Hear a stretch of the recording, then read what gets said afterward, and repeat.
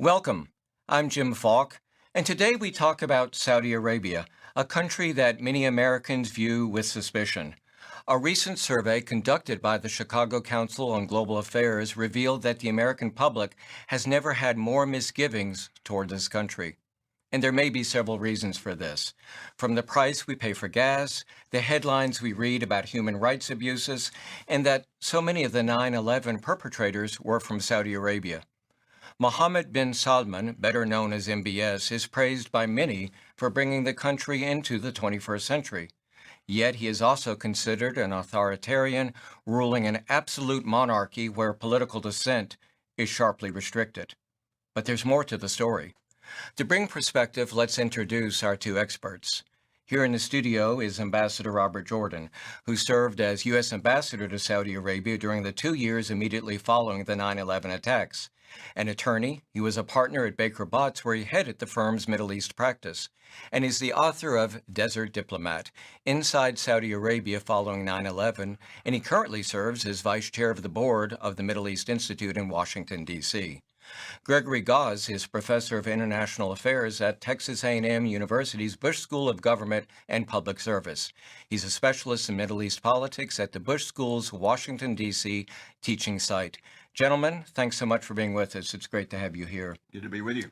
Ambassador, I'd like to start with you by asking that following World War II, our relationship with Saudi Arabia was essentially based on shared objectives, that being that Saudi Arabia, or maybe I should just say the royal family, wanted security, and also that the United States wanted a source for oil.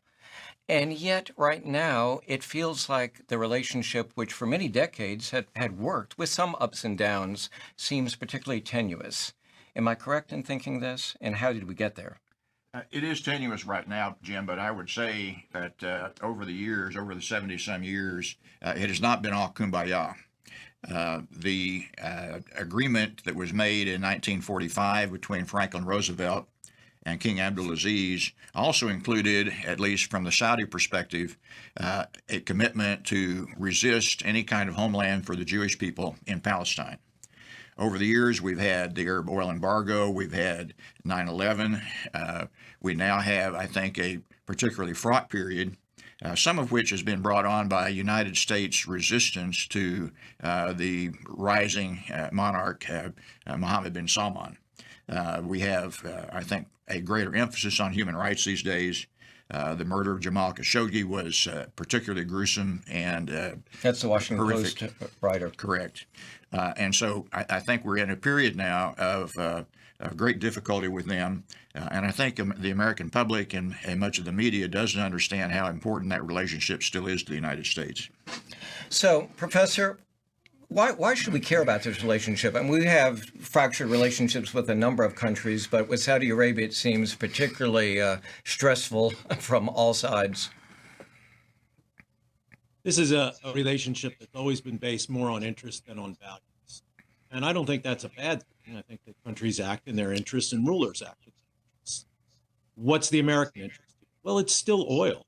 Even though the United States has gone through an energy revolution, Saudi Arabia is still the country that exports more oil than any other country in the world, and a country that by its own actions can affect the price of oil. We've had a brief experiment at the beginning of the Biden administration of trying to kind of downgrade our relations with Saudi Arabia, and it didn't work. And the Biden administration is attempting to go back to a more engaged relationship with Saudi Arabia. The ambassador's absolutely right. There's problems, but there have been problems in the past. I think as we go forward, there's enough common interest to sustain the relationship. Ambassador, when you were in Saudi Arabia representing the United States, Mohammed bin Salman was, I guess, an adolescent, but you have continued to be a close observer of Saudi politics. Were you surprised when he frankly jumped over a lot of his relatives to become crown prince and now clearly heir apparent? Yes, I was. The historical pattern of accession to the throne has been through the horizontal level of sons of King Abdulaziz. King Salman is one of those. but they're running out of that generation. And so the question has always been, what would the next generation look like? Would it be a son of a sitting king? Would it be some other relative of a more senior stripe? King Solomon has several older sons through prior and other marriages who have great experience and in many ways are considered to have great leadership skills. But I think in this case, he decided to drop down to this young 28, 29-year-old to make him crown prince because, according to at least the reports, this was the son who could be ruthless in a time when they needed to shake things up, to minimize the power of the religious establishment, and to find a way to develop their economy without so much reliance on oil. And unlike a number of his relatives who have studied in the United States, he really had limited experience in Europe or outside of the country. Is that correct? Yes, he had no U.S. education. He has a law degree from a Saudi university, but he was fairly sheltered as the reports go, and I think has probably developed a stronger sense of nationalism as a consequence of that. Shortly after becoming crown prince, he gathered a number of his relatives to the Ritz-Carlton. I guess they thought they were going to have dinner or a weekend, but rather than that, he imprisoned them and, as I've heard, tortured some of his relatives and made it so that they could no longer travel. Give us a little bit more insight on that, Professor, and has he effectively snuffed out, extinguished all opposition? I think that within the family, he has seen off potential challengers. I have seen no public indications of kind of an effective blocking coalition emerging within the family to try to block him from becoming king when his father dies. The Ritz-Carlton incident was not so much about the family as about the economy. Yes, there were some senior princes in the most luxurious jail in the world, but most of the people there were leaders of the Saudi economy. And this was, I think, a twofold message. The first message was the old way of doing business is no longer acceptable.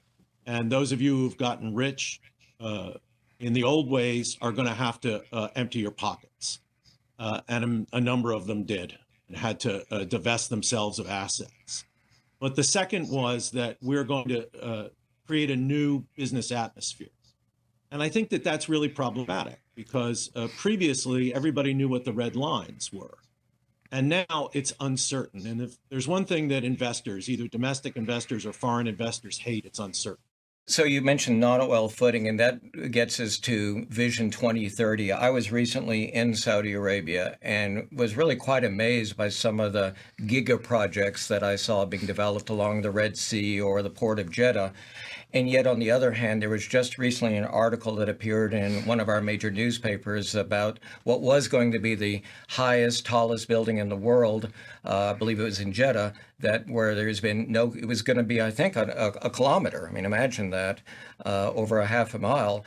And yet construction on that project has stopped or has definitely slowed down. So tell us about 2030 and is it successful? Will it be successful? So 2030 really is a blueprint with, I think, unachievable aims. But I think that it was important to set out some aims because even if the Saudi government can get a quarter of the way or a third of the way towards some of the goals that were set to try to develop the non-oil elements of the economy, it will be important changes in Saudi Arabia. I think that the steps that have been taken so far on 2030, many of them I think are positive from an economic point of view. Reducing the subsidies on some of the public utilities, the use of electricity and water, trying to not place those at kind of world market prices, but at least make them more expensive so people will stop wasting these resources. The introduction of a value-added tax, a sales tax, doesn't relieve the Saudi government's reliance on oil revenues, but it introduces a non-oil source of revenue into the mix. I think probably the most important thing that the Crown Prince has done on the economic side is allowing women to drive. I think that the impact of that on the labor force, allowing women to be more participatory in the labor force, is going to be, in many ways, probably the most important thing that he's done on the economic side and on the social side. So you mentioned women being able to drive, and he's also defying the religious police. Women can travel without a male guardian. But we've seen, Ambassador, in other countries where there have been reforms, social reforms like this, and they haven't stuck. I think of Iran, I think of Afghanistan, and numerous other countries. How confident are you that these reforms are permanent? Well, I think we've got to recognize that these reforms are not the Crown Prince's recognition of fundamental human rights within his citizens. Instead, they are privileges that he has dispensed at his discretion, and therefore they can also be withdrawn. At the same time, we have women driving. We have women in prison or under house arrest who are the ones agitating for that right to drive. We still have death sentences for people using Twitter. And so we have I think, a really mixed bag here. And I do think there's a chance that there could be some retrenchment if opposition and dissent tend to rise.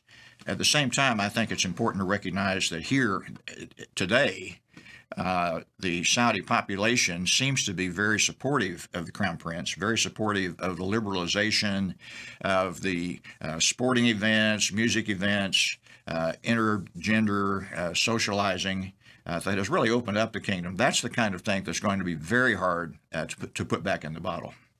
Yeah, I was really quite astonished because I'd heard from you and others about just how divided the society was. And you'd go to restaurants or you drive past cafes, and it wouldn't look that different than what you would see in other Western cities.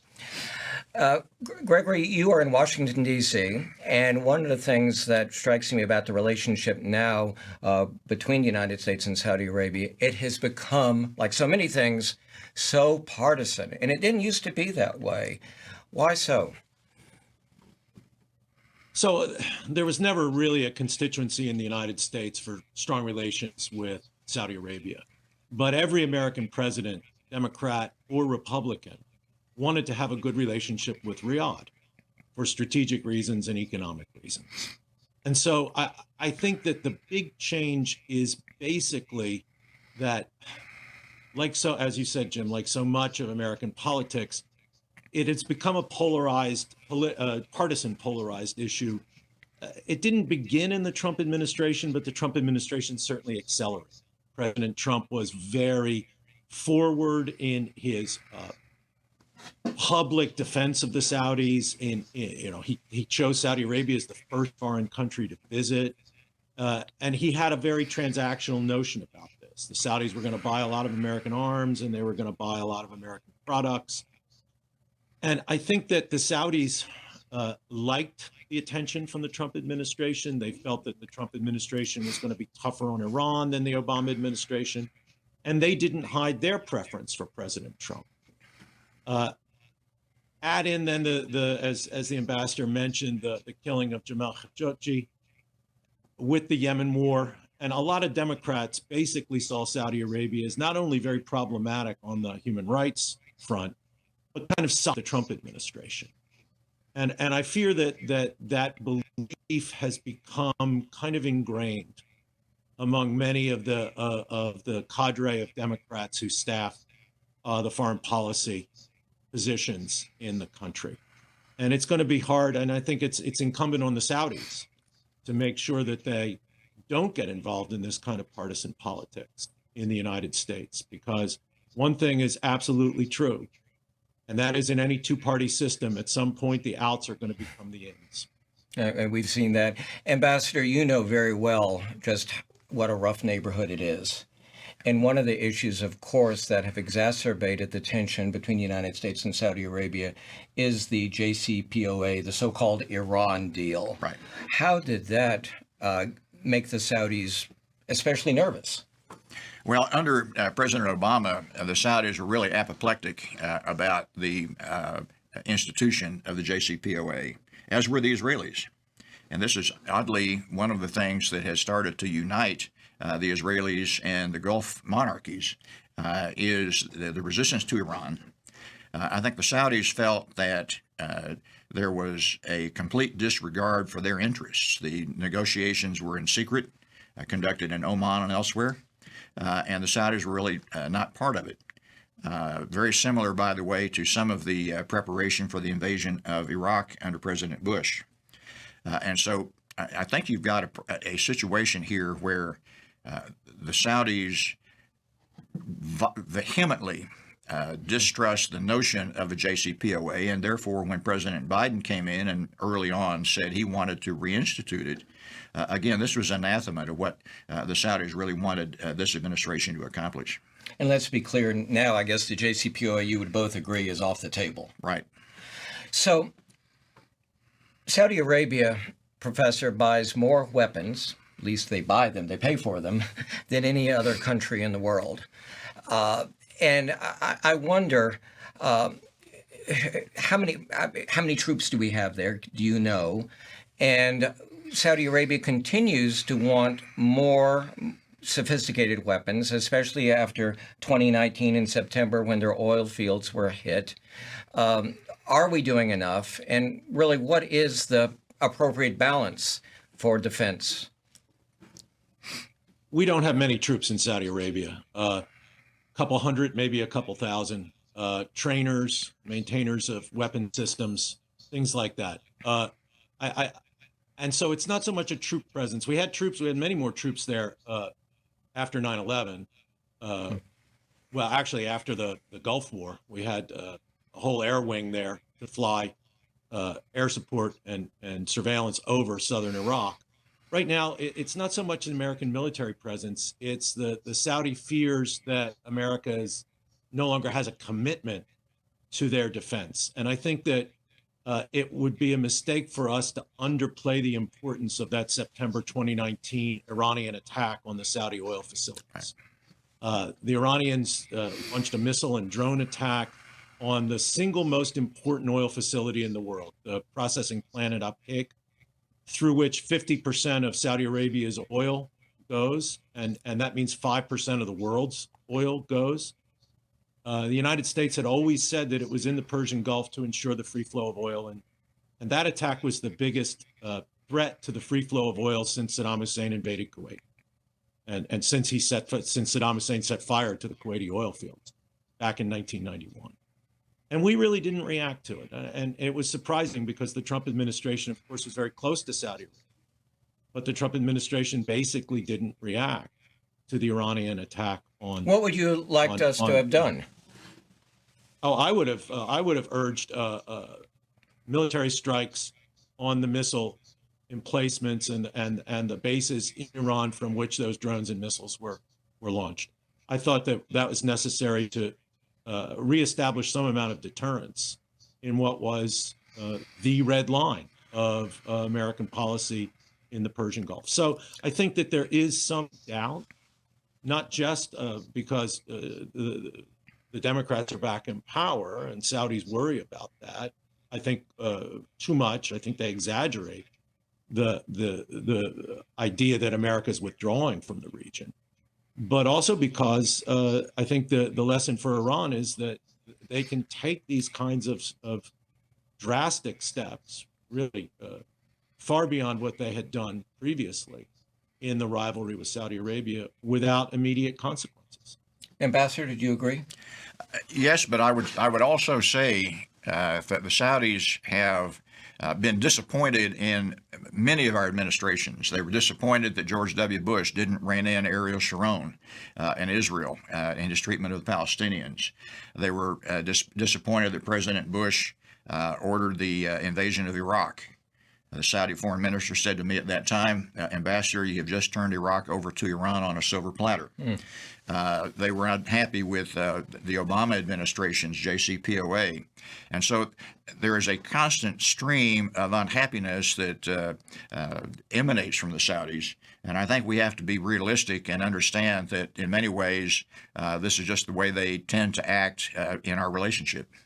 You know, one thing that recently happened in Saudi Arabia, and it was frankly, when I was there in early December, the President Xi Jinping came, and in the media in the United States, they made it sound like it was the first summit between the kingdom and China.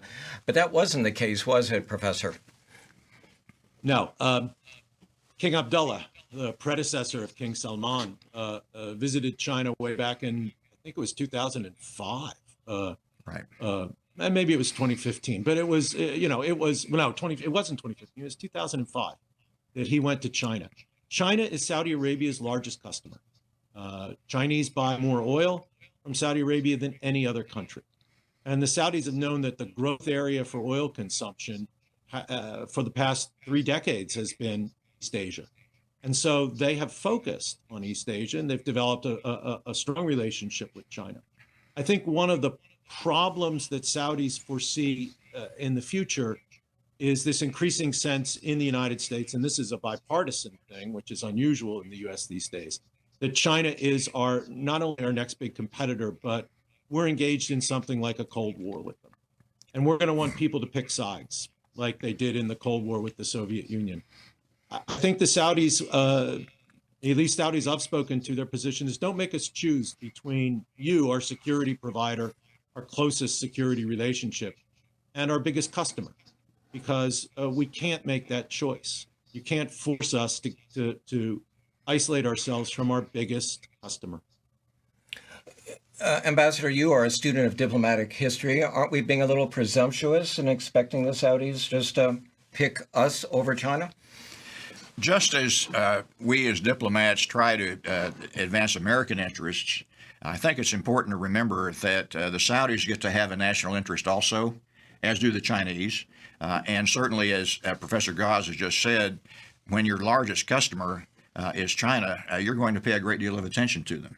I think this latest visit of Xi Jinping reflects that they may be venturing into the security arena as well. We've been fairly confident that the Saudis would only look to us for security needs, but I think the kinds of memorandums of understanding that have just been entered into may well seep into the security arena as well. What about, and you mentioned this a few minutes ago, Ambassador, about the relationship with Israel. Saudi Arabia and Israel certainly had a quiet relationship for longer than is public. But with the new, very right-wing government in Israel, Benjamin Netanyahu is now the longest-serving prime minister. What might we expect to see happen with Abraham Accords, which was really a hallmark, an achievement of the Trump administration? Sure. Well, when I arrived in Saudi Arabia after 9/11, the Saudis believed everything wrong with the world was the fault of the Israelis. Now that they have a common adversary in Iran, the Saudis seem to believe that everything wrong with the world is the fault of Iran. And so that's been a quantum shift. That's responsible partly for the Abraham Accords. But we are now seeing, because of this current government in Israel, with a cabinet member going to the Temple Mount, with the increase in settlements and the disregard of the rights of Palestinians, whether it's for a two-state solution or within Israel proper. We are seeing, I think, a degradation in that relationship that could endanger the Abraham Accords and certainly impact whether the Saudis truly want to be part of it. When Bahrain joined the Abraham Accords, they would not have done so without Saudi blessing. But there is a distinct danger, I think, that the Israelis could overplay their hands here, and it may be difficult for Netanyahu to herd the cats in his cabinet. But don't you think the economic relationship has developed to a certain point where that will continue no matter what happens, perhaps politically? Exactly. And so we may not see further development of the Abraham Accords per se, but I think we will see tourism. We will continue to see economic relations because they need each other and they also have this common adversary. Dr. Gause, you have an article that just appeared in Foreign Affairs, The Kingdom and the Power, How to Salvage the U.S.-Saudi Relationship. What do we need to do now? We have just a few more minutes. So how do we strengthen the relationship in the appropriate manner? I think there are things both sides have to do. On the U.S. side, we have to give up this idea that Saudi Arabia can be ignored or we can take some distance from it. If you care about the Middle East and you think we have interest in the Middle East, And this administration has said very distinctly that we do have interest in the Middle East. You need to have a decent relationship with Saudi Arabia. The crises around energy that stem from the Russian invasion of Ukraine have just demonstrated that again. And I think that we need to remember that it's not us buying Saudi oil. That was never the importance of the relationship. The importance of the relationship is the centrality of Saudi oil in the world oil market, which affects prices everywhere. Our neighbors in Texas are not going to sell us oil, right, at cut rate prices because they like us. The world price of oil is set at a global level. And just because we produce a lot of oil in the U.S. doesn't mean that it does that global price doesn't affect us. So that's on the U.S. side. Go ahead. I interrupted. That's on the U.S. side. And I think that we have to be clear with the Saudis about what our approach to Iran is. And I think that not only on the nuclear side, which I was a big fan of the JCPOA, and frankly, I don't think that was the thing that the Saudis really objected to. What they objected to is that we didn't use leverage on Iran to try to keep the Iranians from intervening in Yemen, in Syria, in Iraq, and the Arab countries around Saudi. And we didn't do anything about Iran's missiles. So I think that we have to be clear with the Saudis about what our goals are on Iran. And we're heading towards some kind of crisis with Iran in the near-term future because of the collapse of JCPOA. On the Saudi side, there has to be a recognition that it's dangerous for them to get involved in American partisan politics. Even though they might like the Republicans more than the Democrats, they shouldn't show favoritism, deal with everybody on the American side, just the way Americans deal with Saudi Arabia. Ambassador Mohammed bin Salman is controversial. Do you think we'll see him at the White House in the next 2 to 4 years? I doubt that we'll see him at the White House, even though I also predicted we would not see him in the Élysée Palace in Paris, but we've actually seen that now. I think there will be, to some degree, still a cold shoulder in the relations, but we've got to remember that it's more than about one person.